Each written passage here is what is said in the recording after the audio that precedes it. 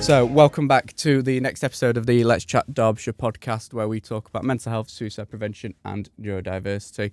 I'm Luke and I work in Derbyshire's Public Health, Mental Health and Suicide Prevention team.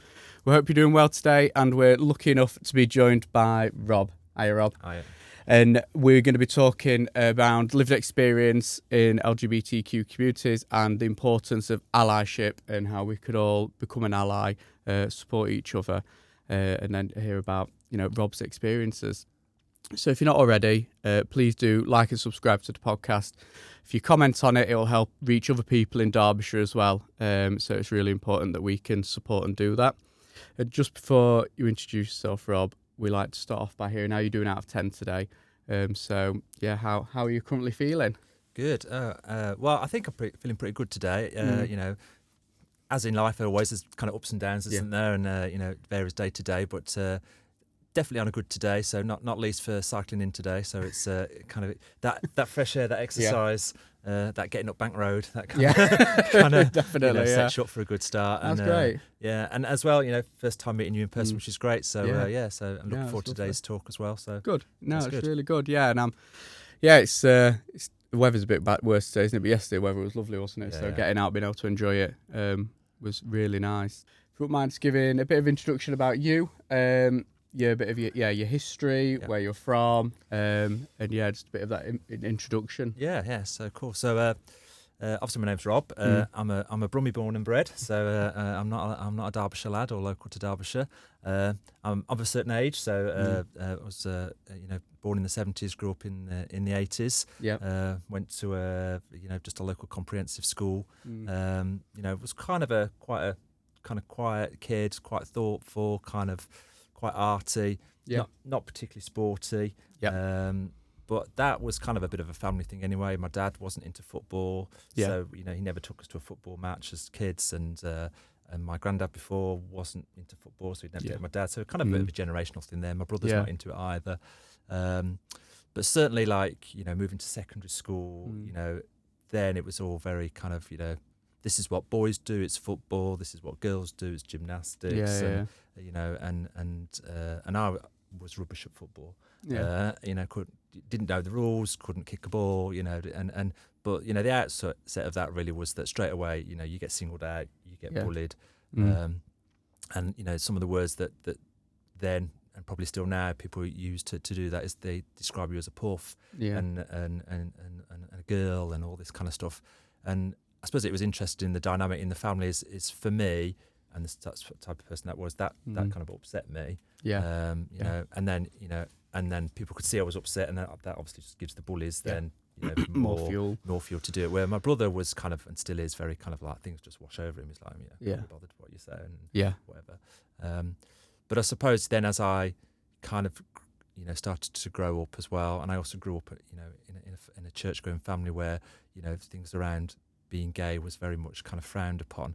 You start to as you get older, still start to go through that process of realising that, not that the bullies were right, they were, happily second guessed, but actually, maybe I don't like girls, and maybe I do like guys, and then I suppose that's when that starts to impact on your mental health, because you start to, you've got to go through a process yourself of accepting yourself, and then when you look around you, and particularly at that time, you didn't see any positive role models that I aspired to wanting to be like, so, the 70s and 80s, gay men were like, people like Larry Grace and people like Dallin Aru, people like John Inman, and I'm not being internalised homophobic about them, but that's not who I aspired to be, and I remember once my mum saying to me when I was upset once about, being bullied at school and called a puff, she said, well, Daniel LaRue's probably gay and he makes a very good job of it. And it's kind of like, but that's not what I want to be. That's not who I am. And so, I had to go through a whole process then of kind of coming out to myself. Yeah. Before then going through a process of coming out to other people. What was that like, I guess, when you started to realise, those feelings, and must be quite, I don't know. Yeah, I think it was difficult because as well, I didn't know where to go, didn't know who to talk to. I didn't know any other gay people. Yeah. the portrayals of what a gay lifestyle was like was very negative. You know, in the newspaper, it was always talking about, you know, gay shame and and AIDS as well. So there was very negative connotations around that. You know, the people that were my friends, if you like, at church, I didn't dare tell because I knew that from the church point of view, it wasn't acceptable.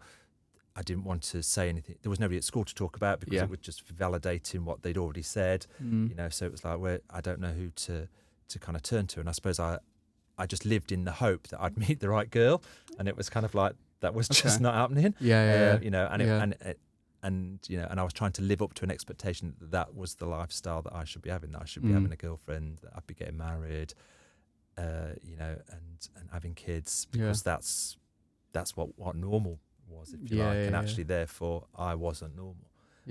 So then you know, so that sounds really heavy. I think carrying that around. What was the effect of that? It sounds quite a lonely place to be. It is because it is lonely, and I suppose then that's where allies come in. You know, and you do start to broaden your experiences. You start to meet new people.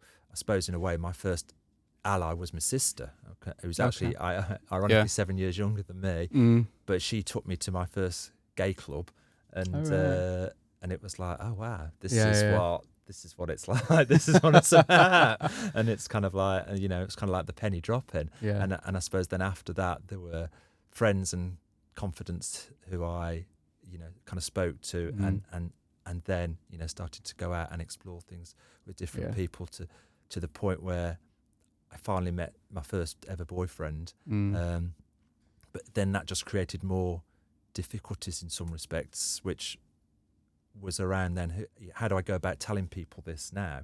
You know, I've got this person in my life, but who do I tell? And I suppose I made the mistake, again, just through the experiences that I had, of trying to hide that from people and keeping it a secret. So referring to them as they or them rather than he, or not mentioning them by name, you know, or only choosing to tell certain people because I thought those people would accept it, but hiding it from other people who I thought wouldn't, which, you know, included my mum and dad, you know, included people who I was still kind of friendly with from church, included people in my first ever job, you know, and that then just became really stressful in the sense that I'd sometimes lie awake at night rehearsing conversations in my head about what I'd say to somebody, either to continue the lie or to sort of envisage in my head what their response would be if I was to tell them that I was gay, and then kind of playing the scenarios in my head of how what their reaction would be. And you know, there was people that I was really close friends with that I wanted to tell but didn't want to tell in case they then didn't want to be my friend anymore, which kind of sounds really really daft, hard. because again there was no positive portrayals of what coming out meant. So like, you know, I remember there'd been a storyline in EastEnders at the time about somebody coming out, and it was a massive drama, and you'd heard about people being thrown out of the house by their parents, and you know, being even, you know, because obviously this is pre the Equalities Act, people have been sacked from their job, you know, and all these sorts of things. So it was kind of like it was difficult. Sounds like it's almost like living two lives, isn't it? And balancing. When you were running those conversations through your head and stuff, when you did, you know, open up to people eventually, was there any negativity, and how was that for you to manage? I think that's the thing, isn't it? Is that actually sometimes you can put up barriers to yourself, and yes, there was some negativity, but actually I found allies in, you know, places that I perhaps didn't expect to. So actually, you know, one of the first people that I did tell was rather not one of the first, but one of the last to be told in that process was my mum, was actually my mum and dad, and that was after I'd split up with my first boyfriend, and it was because I'd spoken semi-openly about the fact that I was going out with somebody and going for a drink, going whatever, and then my mum was like, "Oh, we've not heard you talking about John," his name was, for a long time. Why is that? And it was like, well, it's now or never. And I just sort of said, well, it's because we split up. And then she was like, well, why didn't you tell us about him? You know, we would like to have met him. And it was like, wow, I didn't think that wasn't the response that I was expecting to have. but my mum was kind of we're kind of like the cubs, and my mum's like the lioness. She's and if you cross me, mum, because you crossed us, you're in trouble. And I suppose one of the negative reactions that she had to deal with was actually other people in the church community who, when she told them about me, they were like, oh, we'll pray for Rob. And my mum was like, you're not praying for him, there's nothing wrong with him. Wow. It's like, that's, he's not ill, he's not sick. No. It's like, it's not a problem. It's like, so don't you be wasting your prayers on that. Yeah. And also my workplace, it was, it got to the point where I'd really stupidly allowed not only to deny the fact that I was gay, but to let people assume that I was straight, and to not correct them in that, so that when I talked about a new partner that I had been a head teacher in an infant school, they made that assumption that somebody that works in an infant school and somebody who's a head teacher must be a woman, and therefore I must be straight. Yeah. And I didn't correct them on that. Because again, it was like, well, if you've assumed that, then is that because you've got an issue with instead of and so it got to the point where in my workplace there were certain people that knew that I told, and there were certain people that didn't know, that had completely the wrong end of the stick. And I didn't do anything to correct that, and it got to the point when I left that organisation that I was having a leaving do, and the boss of the organisation was saying how much she was looking forward to meeting my girlfriend, and I had to say, actually no, now it's reached the crunch point, you're going to meet this person. Brace yourself for the fact that it's not going to be a girl. And again, the upshot of that was like, he was really embarrassed because he made that assumption. I was embarrassed then because he was embarrassed. It was kind of like, actually, I've just wasted like 3 years in this job role of constructing scenarios in my head and not sleeping properly at night, or worrying about something that actually wasn't something to worry about. And I know that's... I guess those worries, though, are understandable, like you said, with what was being portrayed, with the stuff in the newspaper and stuff. All those negativities just build up and up and up. And find the acceptance, but when you did, was it a relief? Or it is, and I think, but I think though it's kind of continual, and you kind of like, you don't reach that point, and because every time something changes in your life, or you move somewhere else, or you do something else, there's that process of thinking and sometimes second guessing what you think other people are going to think is still there. And because as well you see those negative attitudes still, then you're always kind of on guard. And I suppose again that's where you need those allies in your life. Is there are people out there who say, well, I don't care whether you're gay, straight, or whatever, and then it depends how they qualify that statement, because sometimes they'll say, I don't care if you're gay, straight, or whatever, what you do in your bedroom is your own personal private business. But that kind of implies, well, keep it that way, don't talk to me about that. I don't want to hear about it, or I don't want it rammed down my throat. Or whereas actually, but there isn't a process whereby people have to come out as being straight. Everyone's happy with that, and kind of, and nobody worries about, oh, do I tell somebody that I've got a girlfriend, or as somebody of the opposite sex as a partner, and people talk about, oh, you're flaunting it, and it's like, I'm not flaunting it any more than a straight person's flaunting it, and you still see that now in TV adverts. There's a big hoo-ha in a TV advert if it shows a same-sex couple. It's kind of like, why? They're not flaunting it any more than anybody else. And I mean, have you ever seen a beds advert with a same-sex couple in? And the answer's probably no. Probably no, But gay people buy beds, and they're in the business of selling beds. And it's kind of like, and they're quite happy to show a straight couple in bed. They're not flaunting being heterosexual. No. But you can imagine that if they showed a same-sex couple in bed together, everyone would be like, oh, this is terrible. And it's kind of like, it's not. It's just that people are different. Buy beds. And buy beds, and we all need to sleep in. And again, that's kind of then, just from the practical point of view, it's like, as a gay couple, when you're going to buy a bed, it's kind of like, so do we get on the bed? Do we not get on the bed? What will people think? Because it's kind of like, that's what you see in the advert. That's what they tell you to go do, test the bed out. And then you kind of like, shiftily like, is anybody looking quick? You get on, and you feel it, see how it feels you, and then you get on, and then let's get on together, and again, it's that assumption thing, isn't it? Because you know, actually, the last bed we bought, companies bought, they were like, yeah, get on it together. They were, you know, they weren't bothered, and I think that's the positive thing that you're starting to see change. But again, you know, there's, you know, in my eyes, that person's an ally. That person's saying, yeah, you know, be you. Be you. It's not something that we've kind of got an issue with. You mentioned earlier on about having to come out to yourself, and then, you know, that repetitive of having to keep coming out. How does that play on you? Because I guess you still have to go through that now. Yeah. And what was that? And I think some of it is, maybe it comes with age, and you reach that point where it's like, I don't care anymore what other people think. Yeah. And also the experience of perhaps knowing that actually 9 times out of 10 it isn't a big deal. Yeah. You know, I've been in situations where it has been a big deal for some people, and you have to deal with that in different ways. You know, I mean, you know, I have been subject to a homophobic attack, you know, where I was physically assaulted, and that was based around, you know, obviously the fact that I was, you know, with another guy. You know, I have had people kind of say that, you know, still, you know, you can go places and people will shout out "faggot" out the car window or whatever, and you know, that still you know, those things still happen, and I think sometimes that takes really people by surprise, because they think, you know, that doesn't happen. And whenever those things do happen, that's when you kind of put your guard up. Yeah. And so, you know, there will be scenarios and situations where, you know, my guard does go up in terms of thinking, well, what do I do in this scenario? So go out and about on my bike, and when it's Pride Month, I have a rainbow flag flying off my bike. But again, I've had people make comments about that, people shouting out of car windows.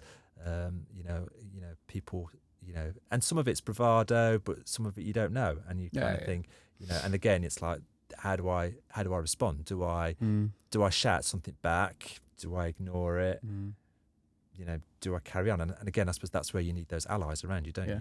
You need other people to be stepping up to the mark and saying stuff about it.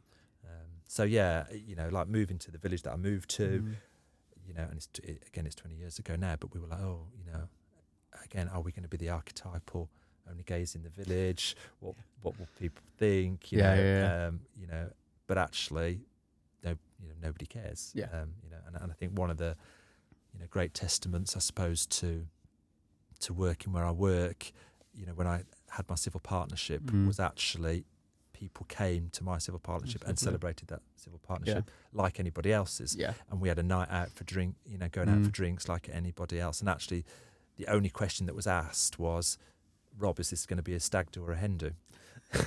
And it was like, well, I have no idea myself, to be honest. And they said, well, the only reason we're asking is because we want to know if we can make you a hat. And I was like, yeah, definitely want you to make me a hat. So, you know, so it's kind of that real kind of that positive thing. And again, you know, everybody in that space, in that office was an ally, but they were, you know, it wasn't something, you know, big or massive that they were doing. And I think sometimes that's what people think about. Oh God, you know, what do you mean I'm an ally? You know, what does that mean? It's kind of like, it's actually just being accepting of somebody else, but treating them like you treat everybody else, to make you then feel that you're not something odd or something different. That actually, because actually I don't want to be defined by my sexuality. I don't want to be Rob the gay bloke. It's kind of like I'm lots of things before I'm the gay bloke. You know that hopefully I've got to you know, say what I am, or who I am, or what, you know, what's interesting about me.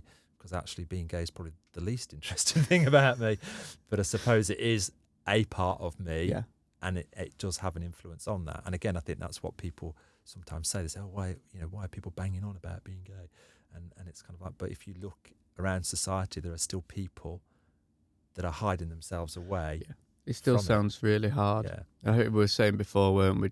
I guess this is deviating a bit, but the My Life, My View survey, which is done in secondary schools for the older children, it still shows that LGBTQ young people are achieving less. You know, still suffering with the mental health more. Quite sad reading, really, because I kind of looked down the list of kind of like the things that young people aren't performing well in.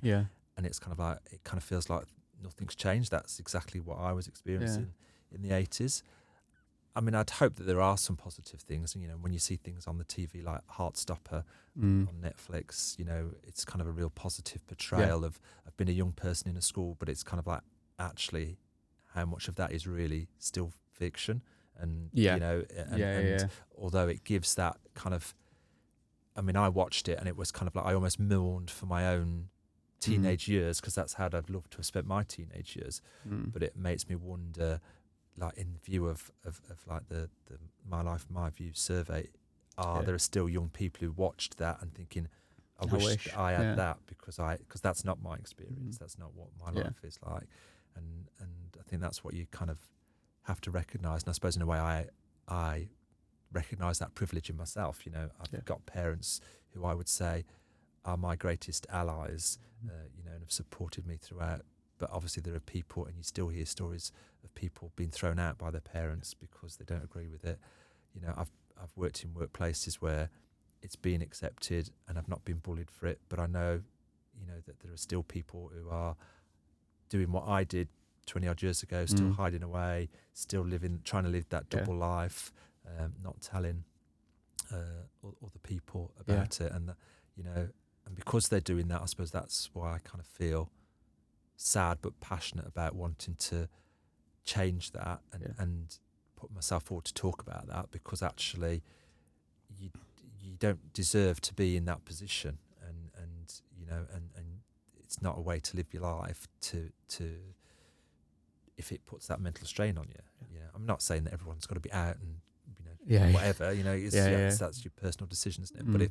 But if you not being who you are is affecting your mental health in terms of you leading that double life, then that's not good for you. And there is some great support out there. You know, Derbyshire LGBTQ do a lot of good stuff, which we'll put in the description if anyone wants to find out more. Yeah, definitely. In terms of allyship, you know, you mentioned a few small bits that people can do to help it, and that's all it is really sometimes, isn't it? It doesn't have to be a big, you know, spectacular. I guess, would you mind just some of the ways that people can maybe support, being an ally? Yeah. I think the biggest thing for me around allyship is just don't make a presumption or an assumption. You know, it's kind of like that's the biggest kind of thing. And also maybe even as well, just looking out for some of those little telltale signs. So if somebody talks about their partner as opposed to their girlfriend or their boyfriend, it's not necessarily that they are gay, but that might be one of the first signs. And if they're talking about them, you know, as they and them, you know, and kind of hiding that pronoun thing, then, you know, maybe again that's a signal. And again, and I understand that it's tricky, because obviously then, you know, you can't, you know, you don't want to be saying, oh, so are you gay then really? And you just don't want to tell me, because obviously, you know, that puts both parties in a position of vulnerability, isn't it? But maybe it's that you know, it's then about thinking about maybe the language that you use.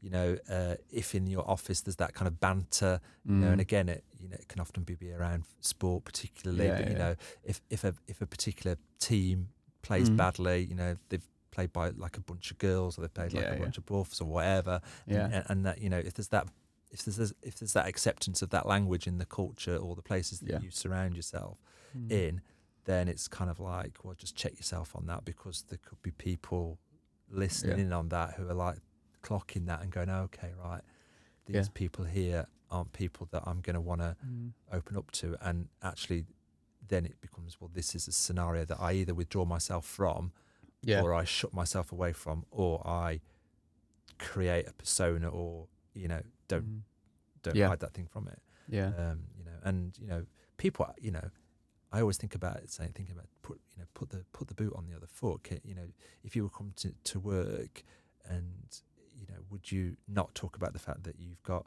grandchildren or children or whatever, you know, displays, if you like, of heteronormativeness, if for want of a better word, is on display all the time. But, you know, we're still only just about starting to see that kind of other side of things in ordinary life. You know, there's a thing coming up, I don't know whether it's true or not, I'm just reading it, that, you know, there's going to be in a few weeks' time some quite high profile footballers coming out as gay, and that they're kind of doing it en masse. You know, protection in numbers. And there was a program on a few years back about, you know, what would football do, and this is kind of how they decided that it's going to have to happen, because you know the behaviour on the terraces is still, you know, quite homophobic in terms of the chants or you know, if whatever. And like what they were saying was that, you know, if a professional footballer came out, it could be the end of their career, which often we see anyway with sports people, is that they, you know, they don't come out until the end of their careers, because that's still pervasive in it. So again, it then means for young people on both sides of the spectrum, you know, where does that leave you? So if you're gay and you do like football, you know, is it that you can't be gay and like football, or is it that you know, just because you don't like football that makes you gay? And it's kind of like, well, neither scenario is true. No. You can be straight and not like football. That's fine. You can be gay and you can be like football, or whatever. But I think the fact that you don't see, and that people feel that still has got to be hidden, and there's still got to be this thing around, you know, we're having this big kind of reveal. You know, it's kind of like, you know, wow, why are we there? And I suppose for me, what allyship is really kind of key about is about people demonstrating that actually they do care. Rather than saying I don't care if you're gay. It's kind of like, actually I do care that that's who you are, and I support what that is. And I think that's the difference for me. And I suppose that's as well, it's things as well you know, I talked about my mum and dad being my biggest allies, and it's almost like now the tables are turned, so they're still down in Birmingham. My mum and dad go to Birmingham Pride, and now I don't, because I'm like, well, I can't be bothered, and it's a bit far, and you've got to pay now to go to Pride, and they're like, well, we're pensioners, we can get in free, you know, and they're there, and they're, you know, they're watching the parade, they're going to the bars, you know, my mum's chatting to drag queens, and it's all, you know, it's kind of like, it's complete kind of, you know, if I'd have, you know, turned back the clock to you know, 30 odd years ago, I'd be like, I could never imagine that would happen. That's lovely. But it's kind of like, you know, so, and again, you know, my brother's been, my sister, you know, and support it like that. And I think, you know, that's again another thing around allyship, isn't it? It's like, it's not just about being accepted or tolerated. I hate that word, tolerated. It's kind of like, sounds like what you did to the mosquitoes on holiday, isn't it? It's like you tolerate them, you put up with them, but you'd rather than not be there. And actually, it's not about that. It's about celebrating it. It's about taking part in it. It's about learning more about it and understanding it. And I get that it's kind of, sometimes it can be really confusing, you know. It's like, you know, what, you know, and again, some of that may be around societal portrayals of different things, but you know, you know, even if somebody says that they're gay, you might make presumptions then about what that might mean. And actually, you know, a gay couple could still have children. So it's kind of like, you know, because, you know, thankfully things have changed with regard to that. So, you know, when you're talking about families, you know, it's not, you know, it could be that that it is two dads, two mums, you know, with kids. And again, it's that, you know, when you're, you know, in your job role, if that's what your job role entails, and you're talking about families, it's about understanding what that family makeup might be. It's really interesting. So and I guess just to finish up on, really, is there any advice you'd like to give someone who's, you know, maybe wanting to come out, or maybe isn't feeling comfortable, you know, and opening it up on, and likewise to people that do want to be an ally, or is it just, I guess, any? I mean, it's kind of tough, isn't it? Because it's a personal journey, and it's a journey that's kind of personal to everybody. I think if you're in that position yourself, it is about trying to find people that you can trust and to talk to, and it is a big step, and you do have to be brave to take it. But you know, you find those people around you that you can have that honest and open conversation with that. And then I suppose the ally bit is just be that person who can be trusted. So if somebody trusts, you know, opens up to you and says, you know, that they're gay, whatever, then you know, it's not the subject of gossip then to go, did you hear, you know, or whatever, you know, then it's about being supportive of that, isn't it? And it's like, okay, so what do you want me to help you to do in that process? That's what I'd say would that's be really interesting. I don't know. And you're seeing things like, you know, quite a small town like Belper having a pride event, you know, and like I think last year there was one in South Wingfield, and it's kind of like, wow, you know, South Wingfield having a pride. Yeah. It's not something that you'd kind of expect. And again, when you start to see those things, then obviously if you're living in that small village community and you see that happening, you can see the allies around you, and then that gives you the confidence to come out. So then, you know, you reach that point that you're in with some of your friends, where it's kind of like, well, no one's had to come out to me because it's just been how they are. Thank you.